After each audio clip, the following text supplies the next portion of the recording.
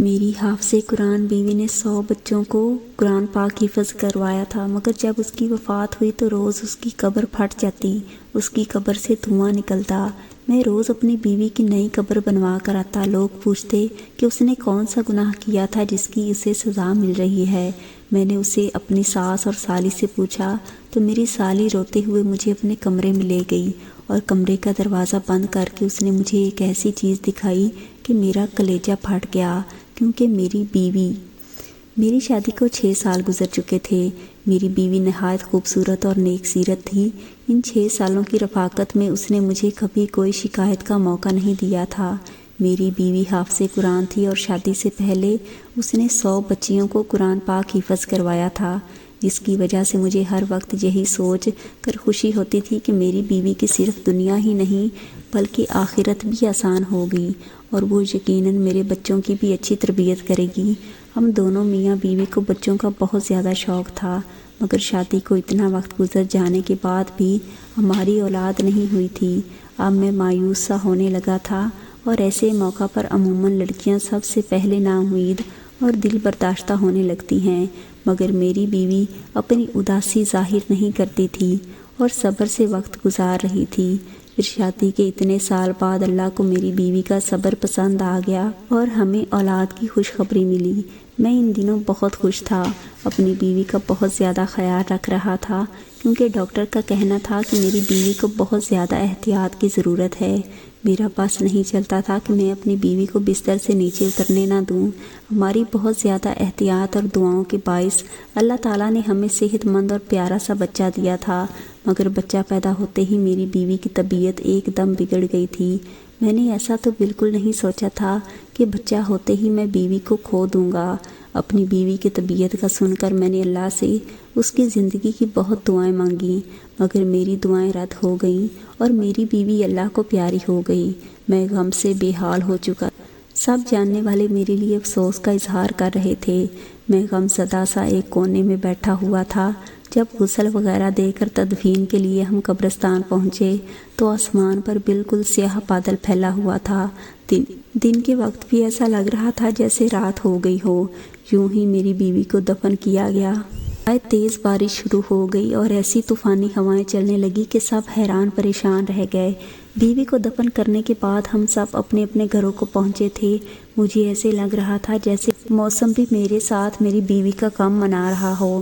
رات دیر تک تیز طوفانی جھکڑ چلتے رہے تھے۔ پھر میرا بچہ فی الوقت میری بیوی گھر والوں نے سنبھالا ہوا تھا اور وہ لوگ بھی میرے گھر پر ہی قیام پذیر تھے، اس لیے میں بھی بچے کی طرف سے بے فکر ہو کر اپنے کمرے میں اکیلا بیٹھا اپنی بیوی کو یاد کرتا اور اسے یاد کرتے کرتے میری آنکھ لگ جاتی۔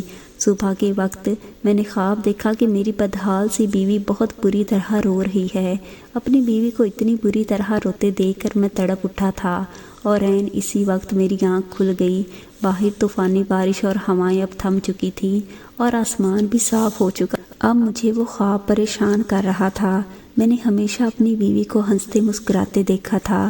اس کا اس طرح رونا خواب میں بھی مجھے گھبراہٹ میں مبتلا کر گیا تھا۔ میں نے گھڑی پر وقت دیکھا تو فجر کا وقت تھا۔ میں نے اٹھ کر فجر کی نماز ادا کی اور اپنی بیوی کی مغفرت کی دعا کرنے لگا۔ ویسے تو مجھے پورا یقین تھا کہ میری بیوی جیسی نیک صفت نمازی اور حافظ قرآن عورت کو اللہ نے قبر کی تنگی سے بھی نجات دی ہوگی۔ میں نے دعا کے بعد اٹھ کر کمرے سے باہر جھانکا تو سب لوگ نماز پڑھنے میں مصروف تھے۔ میں نے اپنے بیٹے کا پوچھا تو میری بیوی کے بھائی نے مجھے بچہ لا کر دیا۔ وہ سکون سے سو رہا تھا۔ میں مطمئن ہو گیا اور کتنی دیر اپنے بیٹے کو سینے سے لگا کر بیٹھا رہا۔ اپنے بچے کو پیار دے کر میں گھر سے نکل کر سیدھا قبرستان پہنچ گیا۔ میں اپنی بیوی کے لیے قرآن پڑھنا چاہ رہا تھا۔ کچھ رات والے طوفان کے بعد اس کی قبر کی حالت کا بھی اندازہ لگانا چاہ رہا تھا۔ میں قبرستان پہنچ کر اپنی بیوی کی قبر کے پاس پہنچا تو اس کی قبر کی حالت دیکھ کر میرے رونگٹے کھڑے ہو گئے۔ میرا دل خوف سے پھٹنے والا ہو رہا، کیونکہ جس عورت کو میں نیک اور جنتی سمجھ رہا تھا اس کی قبر پر ایسا عذاب آیا ہوا تھا کہ مجھ جیسا مضبوط سا مرد بھی اندر تک ہل گیا تھا۔ میری بیوی کی قبر پھٹی پڑی تھی اور اس میں سے دھواں نکل رہا تھا۔ وہاں اتنی تپش تھی کہ میرا وہاں کھڑا ہونا مشکل ہو گیا تھا۔ کوئی مزدور بھی میری بیوی کی قبر بنانے کو تیار نہیں تھا۔ بڑی مشکل سے مجھے ایک مزدور ملا جس نے مجھ سے 4 گنا زیادہ پیسے لیے اور میری بیوی کی قبر پر مٹی ڈال دی۔ یہ سب اس مزدور نے دور سے کھڑے ہو کر کیا تھا۔ میں گھر پہنچا تو میری حالت نہایت خراب ہو رہی تھی۔ سب نے میری حالت کو بیوی سے جدائی کا غم سمجھ کر مجھے سہارا دیا اور تسلی دینے لگے، جبکہ میں حیران تھا کہ آخر میری بیوی پر اللہ کا عذاب کیوں آیا تھا۔ وہ تو نیک عورت تھی، میری نظر میں تو میری بیوی کی ایسی کوئی غلطی نہیں تھی۔ میں سوچ سوچ کر پاگل ہو رہا تھا کہ میری بیوی کی اصل حقیقت کیا ہے، اور جب مجھ پر اپنی مرحوم بیوی کی حقیقت کھلی تو میرا دل تک پھٹ گیا۔ میرا نام حسن ہے اور میں اپنے والدین کی اکلوتی اولاد تھا۔ ہمارے گھر میں کل 4 افراد رہتے تھے، میں، میرے ماں باپ اور ایک میری بیوہ پھپھو جو میری دوسری ماں جیسی تھی۔ میں جب کالج پڑھتا تھا تب میری والدہ کا انتقال ہو گیا اور ہم 3 لوگ باقی رہ گئے تھے۔ ماں کو کھونے کا غم مجھ پر پھر بھی بہت بھاری ثابت ہوا تھا۔ میری ماں بہت نیک عورت تھی۔ مجھے میری پھپھو اور میرے ابا نے میری ماں کا غم بھلانے کے لیے بہت سہارا دیا، ہر وقت میرے ساتھ لگے رہے۔ وہ دونوں کوشش کرتے تھے کہ مجھے اکیلا نہ ہونے دیں۔ میں ہمیشہ سے ہی ان کی توجہ کا واحد مرکز رہا تھا۔ پھر میں بھی کچھ عرصہ بعد سنبھل گیا اور دوبارہ سے اپنی تعلیم کا سلسلہ شروع کر دیا۔ میں پڑھائی سے فارغ ہوا تو میرے ابا اور پھپھو کو میری شادی کا شوق ستانے لگا۔ میں نے حامی بھری تو زور و شور سے میرے لیے لڑکی تلاش کی جانے لگی۔ تب میری پھپھو کو اپنے مرحوم شوہر کے خاندان میں ایک لڑکی کا خیال آیا جس سے پھپھو کا اب بھی ملنا جلنا رہتا تھا۔ انہوں نے ہمیں بتایا کہ وہ لڑکی کم عمری سے ہی بہت سنجیدہ اور نیک فطرت ہے۔ اس کے والدین نہیں تھے اور وہ 2 بہنیں تھیں، صرف ایک چھوٹا بھائی تھا۔ اس نے بہت بہادری سے حالات کا مقابلہ کیا تھا، اپنے دونوں بہن بھائی کو اکیلا پایا تھا۔ حالانکہ وہ خود بھی بہت بڑی نہیں تھی، وہ نمازی اور حافظ قرآن تھی۔ گھر میں بچیوں کو قرآن مجید بھی پڑھاتی تھی اور اس کی دعا اور اس کے دیے ہوئے قرآنی تعویذات بہت اثر کرتے تھے، جس کی وجہ سے وہ تھوڑا بہت کما کر اپنا گھر چلا رہی تھی۔ میں نے یہ سب سنا تو بہت خوش ہوا۔ میں نے اسے دیکھے بنا ہی اس کے لیے حامی بھر لی اور پھپھو نے پہلی فرصت میں ہی اس کے خاندان کے بڑوں سے مشورہ کر کے میرا رشتہ اس لڑکی سے طے کر دیا۔ جلد شادی بھی طے کر دی گئی۔ میرا رشتہ طے ہوا تو میری بیوی نے یہی شرط رکھوائی کہ وہ بعد میں بھی اپنی بہن کی شادی ہونے تک اور بھائی کی تعلیم پوری ہونے تک ان دونوں کی مالی مدد کرتی رہے گی۔ مجھے اس بات سے کوئی اعتراض نہیں تھا، بلکہ میں نے سوچ لیا تھا کہ اگر مجھ سے بھی کوئی مدد ہو سکی تو کر دیا کروں گا۔ رشتہ طے ہونے کے بعد ہماری شادی کر دی گئی۔ میں نے اپنی بیوی کو دیکھا تو اس کا اسیر ہو گیا۔ وہ نہ صرف اچھی سیرت کی مالک تھی بلکہ بہت خوبصورت بھی تھی۔ اس کے ساتھ چند دن رہ کر ہی اس کے بہت قریب ہو گیا تھا۔ وہ ہمیشہ دوسروں کی مدد کرنے کو تیار رہتی۔ میری بیوی عین میری پھپھو کی بتائی باتوں جیسی ہی تھی۔ اس نے کبھی مجھے کوئی پریشانی نہیں دی تھی اور میری آرام و سکون کا بھی خیال رکھتی تھی۔ ہمارے گھر میں خوشحالی اور سکون تھا، بس صرف اولاد کی کمی تھی جو مجھے محسوس تو بہت زیادہ ہوتی تھی، مگر اپنی بیوی کے صبر سے مجھے بہت سہارا ملا۔ ہماری شادی کے 3 سال ہی میرے ابا وفات پا گئے۔ اپنے ابا کی وفات اور اپنی بے اولادی نے مجھے کچھ زیادہ بے سکون کر دیا تھا۔ میرے اندر صبر اور شکر ختم ہونے لگا تھا۔ ایسے میں میری بیوی تھی جو مجھے ہر وقت اللہ کی مہربانیاں اور نعمتیں یاد دلاتی تھی۔ وہ مجھے صبر کی تلقین کرتی رہتی تھی۔ میں حیران تھا کہ وہ ایک لڑکی ہو کر مجھے حوصلہ دیا کرتی تھی، حالانکہ ہمارے خاندان والوں نے ہمارا جینا حرام کر دیا تھا۔ ہماری اولاد کیوں نہیں ہو رہی؟ اور میری پھپھو تو اٹھتے بیٹھتے ٹھنڈی آہیں بھرنے لگی تھیں اور میری بیوی کو باتیں سنانے لگی تھیں، یوں جیسے یہ سب میری بیوی کے ہاتھ میں ہو۔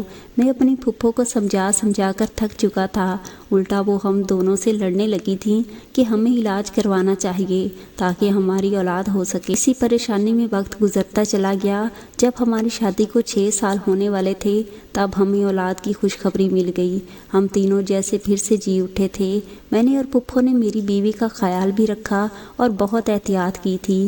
میرا بیٹا ٹھیک ٹھاک اور صحت مند پیدا ہوا تھا، لیکن میری بیوی کی طبیعت بگڑ گئی تھی اور وہ موت کے منہ میں چلی گئی۔ یہ سب بہت اچانک ہوا تھا اور میں اس صدمے کے لیے بالکل تیار نہیں تھا۔ اپنے بچے کی تربیت کے حوالے سے میں نے اور میری بیوی نے مستقبل میں بہت منصوبے بنائے ہوئے تھے۔ مگر موت کسی کے ارادوں اور مرضی کی محتاج نہیں ہوتی۔ جس کا جب وقت آ جائے اسے اللہ کے پاس لوٹ کر جانا پڑتا ہے۔ مگر اپنی بیوی کی قبر کی ابتر حالت اور اس پر آیا عذاب مجھے دھچکا پہنچا گیا تھا۔ ہر مشکل حال میں بھی میں نے اپنی بیوی کو صابر و شاکر دیکھا تھا۔ مجھے ڈھونڈنے سے بھی کوئی خامی نظر نہیں آتی تھی۔ میں اتنا تو جانتا تھا کہ اللہ ناانصاف نہیں ہے۔ ایسا ہو نہیں سکتا کہ میری بیوی کے حقیقی اعمال سے اللہ ناواقف ہو۔ مجھے حیرت اور صدمہ تھا کہ میں اتنا عرصہ اپنی بیوی کے ساتھ رہ کر بھی اسے جان نہیں پایا تھا۔ مجھے دکھ بھی تھا کہ اگر میری بیوی کوئی گناہ کر بھی رہی تھی تو کاش مجھے پہلے پتہ چل جاتا تاکہ میں اسے اس گناہ سے روک لیتا اور اسے عذاب سے بچا لیتا۔ میں پچھتاوے میں مبتلا تھا۔ گھر میں ان دنوں کیا چل رہا تھا اور میرا بیٹا راتوں کے وقت کون سنبھال رہا تھا، مجھے کچھ خبر نہیں تھی۔ میں بس اپنی مرحوم بیوی کے لیے بے چین رہتا تھا، اللہ سے اس کی مغفرت کی دعا کرتا رہتا تھا۔ ایک روز پھپھو اچانک میرے پاس آئیں، سنجیدگی سے بولیں کہ انہیں مجھ سے ضروری بات کرنی ہے۔ میری پھپھو نے مجھ سے جو بات کی وہ مجھے بہت غصہ دلا گئی۔ میری بیوی کو مرے ابھی بمشکل 20-21 روز ہوئے تھے۔ میری پھپھو میری دوسری شادی کرنا چاہتی تھیں۔ میں پھپھو سے ناراض ہونے لگا کہ انہیں میری مرحوم بیوی کا احترام کرنا چاہیے تھا اور کم سے کم اتنی جلدی مجھ سے شادی کی بات نہیں کرنی چاہیے تھی، جبکہ میں ابھی صدمے میں تھا۔ پھپھو نے تحمل سے میری ناراضگی دیکھی اور پھر مجھ سے کہنے لگیں کہ وہ بوڑھی ہو گئی ہیں، اس لیے مجھے یا میرے بیٹے کو نہیں سنبھال سکتی۔ انہیں بھی میری بیوی کی موت کا دکھ تھا۔ جب میں نے پھپھو کی ان باتوں کا کوئی بھی اثر نہ لیا تو پھپھو نے مجھ سے کہا کہ ٹھیک ہے، تم اپنا بیٹا خود سنبھالو یا پھر اپنا بیٹا اسی کو دے دو جو اسے دن رات ماں کی طرح سنبھال رہی ہے۔ میں پھپھو کی بات پر حیران ہوا تھا کہ میرا بیٹا کون سنبھال رہا تھا، کیونکہ میرے اندازے کے مطابق تو میرے بیٹے کو پھپھو ہی سنبھال سکتی تھیں۔ مگر جب میں نے یہی سوال پھپھو سے کیا تو ان کے جواب نے مجھے بالکل لاجواب کر دیا تھا۔ پھپھو نے بتایا کہ میرا بیٹا اتنے روز سے میری مرحوم بیوی کی چھوٹی بہن سنبھال رہی تھی، پھر وہ چاہتی تھی کہ میں اپنی بیوی کی چھوٹی بہن سے نکاح کر لوں تاکہ میرے بیٹے کو ماں کا پیار ملتا رہے اور ہمارا گھر بھی سنبھلا رہے۔ میں پھپھو کی بات ماننے کو تیار نہیں تھا۔ میں اپنی بیوی کی جگہ کسی اور کو دینے کے لیے تیار نہیں تھا، مگر پھپھو کا دن بدن مجھ پر زور پڑتا جا رہا تھا۔ وہ ہر دن مجھے میرا بیٹا دکھاتی تھی جو نہا دھو کر بالکل صاف ستھرا ہوتا تھا۔ پھپھو کی ضد تھی کہ میں بیٹے کی خاطر اپنی بیوی کی بہن سے نکاح کر لوں اور اسے ہمیشہ کے لیے اپنے گھر میں رکھ لوں۔ میں نے اپنے کام پر جانا شروع کر دیا۔ میں سارا دن گھر سے باہر رہتا، واپس آ کر خاموشی سے پھپھو کی ضد سنتا رہتا تھا۔ ایک روز پھپھو نے مجھے بتایا کہ میرا سالہ ملک سے باہر جا رہا ہے۔ میں چونک گیا۔ مجھے میری بیوی اپنی زندگی میں بتا چکی تھی کہ اس کے بھائی کی تعلیم مکمل ہو چکی ہے اور وہ نوکری کے لیے ملک سے باہر جانا چاہتا ہے۔ میری بیوی کوشش میں تھی کہ اس کے بھائی کے باہر جانے سے پہلے اس کی بہن کی شادی ہو جائے تاکہ وہ بعد میں اکیلی نہ رہ جائے، مگر اسے کوئی مناسب رشتہ نہیں مل رہا تھا۔ اب اپنی بیوی کے بھائی کے باہر جانے کا سن کر مجھے اس کی بہن کا خیال آیا تھا۔ تب میں فکر مند ہو گیا۔ اب مجھے خیال آیا کہ اگر میں مزید انکار کروں گا تو میری سالی میری بیٹے کو سنبھالنے کے چکر میں ساری عمر کے لیے کماری بیٹھی رہے گی، یا پھر اس کی شادی کر دی جائے گی اور میرے بیٹے کو سنبھالنے والا کوئی نہیں ہوگا، کیونکہ پھپھو تو واقعی بیمار اور کمزور ہو گئی تھی۔ ان کی بینائی بھی کم ہوتی جا رہی تھی۔ میں سوچ سوچ کر پریشان ہونے لگا۔ تھک ہار کر میں نے اپنی پھپھو کی بات ماننے کا فیصلہ کیا اور ایک روز کام پر جانے سے پہلے پھپھو کو جواب دے دیا کہ وہ جیسا چاہتی ہیں کر لیں، مجھے کوئی اعتراض نہیں ہے۔ میرے جواب نے میری پھپھو کی خوشی سے نہال کر دیا۔ میرے جاتے ہی شاید انہوں نے پیچھے تمام تیاریاں شروع کر دی تھیں۔ میں جیسے ہی شام کے وقت واپس آیا، یہ دیکھ کر حیران رہ گیا کہ پھپھو نے میرے نکاح کی ساری تیاری مکمل کر لی ہے۔ میں تو ویسے بھی اس بات کے لیے خود کو راضی کر چکا تھا۔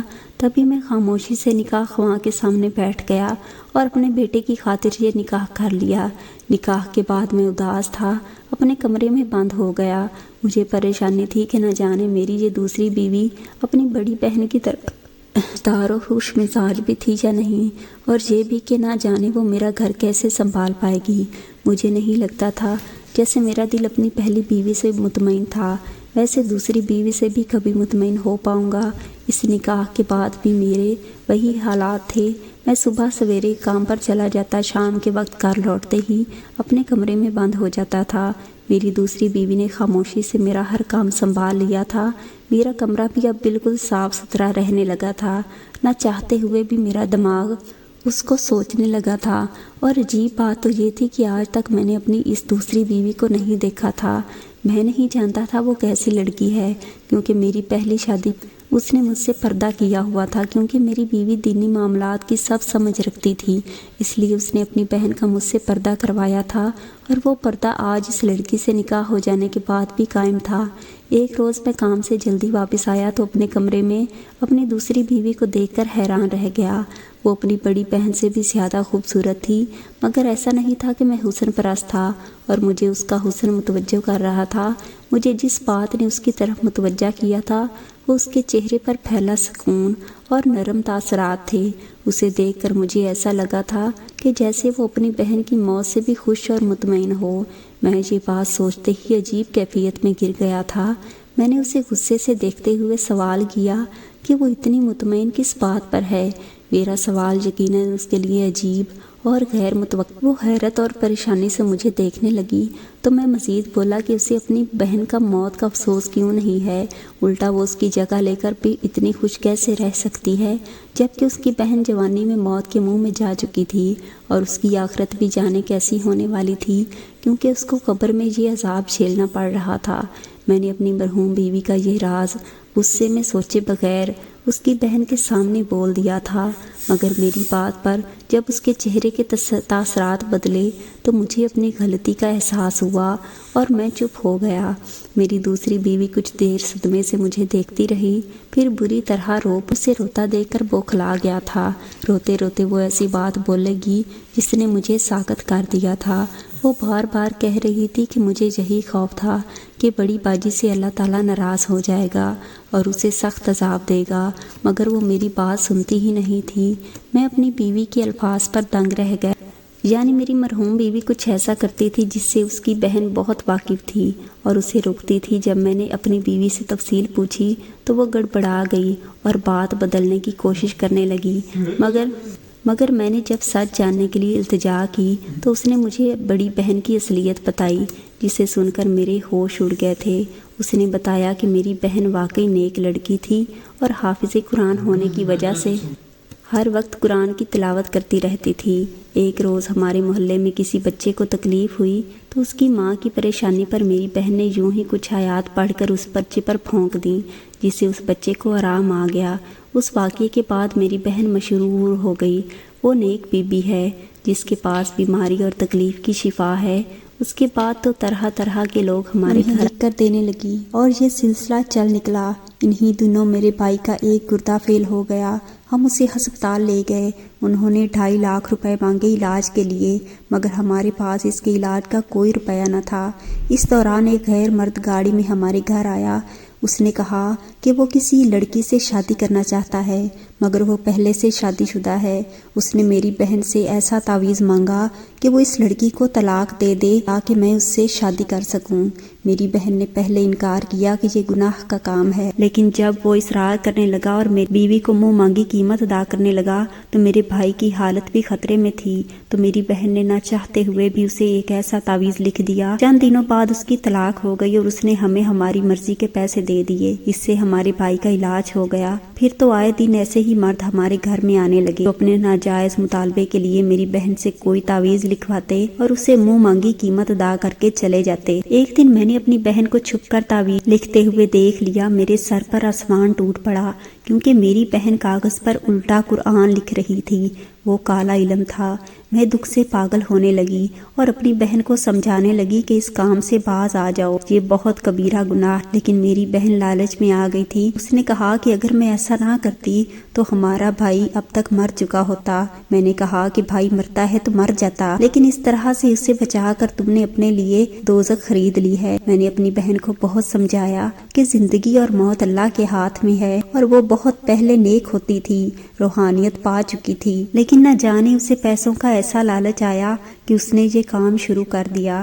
میں نے اسے سمجھایا کہ اگر وہ توبہ کیے بغیر مر گئی تو بہت بری پھنسے گی، اللہ کے ہاں مجرم ٹھہرے گی، لیکن وہی ہوا جس کا ڈر تھا۔ اس نے شادی کے بعد بھی اس عمل کو جاری رکھا۔ اس کی بات سن کر دنگ رہ گیا تھا۔ میں اپنی بیوی کو اتنا نیک پاک سمجھتا تھا، لیکن وہ دنیاوی لالچ کی وجہ سے اتنا بڑا گناہ کر رہی تھی، اور میرے سامنے بیٹھی میری دوسری بیوی حافظہ نہ ہونے کی باوجود بھی اللہ تعالیٰ کا خوف اپنے دل میں محسوس کرتی تھی۔ اللہ تعالیٰ نے مجھے اب اصل نیک بیوی سے نوازا تھا۔ میں نے خدا کے حضور شکریہ ادا کیا اور کالے علم سے پناہ مانگی۔ اپنی بیوی کے لیے بھی دعا کی کہ اللہ تعالیٰ اسے معاف کر دیں، کیونکہ کالا علم رکھنے والے اور جادو کرنے والے لوگ اللہ تعالیٰ کی نظر میں بہت گناہ گار ہوتے ہیں۔ اللہ تعالیٰ ہم سب کو اس چیز سے بچنے کی توفیق عطا فرمائے اور دنیا کے تھوڑے سے لالچ میں آ کر ہم اپنی نہ ختم ہونے والی آخرت نہ گنوا بیٹھیں۔ پیارے ناظرین، اگر آپ کو آج کی یہ سبق آموز کہانی اچھی لگی ہے تو ایسی ایک کہانی روز ہمارے چینل پر سننے کے لیے اس چینل کو ضرور سبسکرائب کریں۔ ملتے ہیں کل ایک نئی کہانی کے ساتھ، تب تک دیجیے اجازت، اللہ حافظ۔